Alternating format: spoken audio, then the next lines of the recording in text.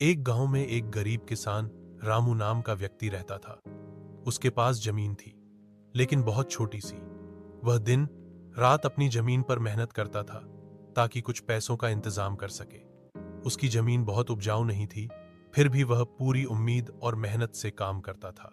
रामू की पत्नी दुर्गा हमेशा उसका साथ देती थी। दोनों सुबह से शाम तक खेतों में काम करते। मौसम चाहे जैसे भी हो, उनकी मेहनत में कोई कमी नहीं आती।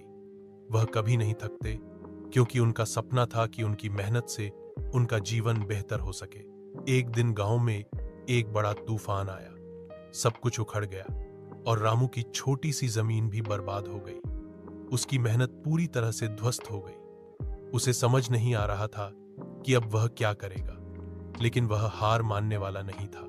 रामू ने गांव के बुजुर्गों से सुना था कि अगर मेहनत और ईमानदारी से काम किया जाए तो कोई ना कोई रास्ता मिल ही जाता है। उसने फिर से उठने का सोचा और एक नई उम्मीद से काम में जुट गया। इस बार उसने कुछ नया करने का सोचा। उसने अपने छोटे से खेत में कुछ नए प्रकार की फसलें उगाने का निर्णय लिया। उसने न केवल पारंपरिक फसलों को उगाया, बल्कि कुछ आधुनिक खेती के तरीकों को भी अपनाया। समय के साथ उसकी मेहनत रंग लाई, फसलें अच्छी हुईं और उसका जीवन फिर से बेहतर होने लगा। रामू का संघर्ष यही सिखाता है कि हालात चाहे जैसे भी हों, अगर मेहनत और सच्चाई से काम किया जाए तो कभी न कभी सफलता जरूर मिलती है। उसे अपने सपनों को पूरा करने में देर नहीं लगी और वह फिर से खुशहाल जीवन जीने लगा।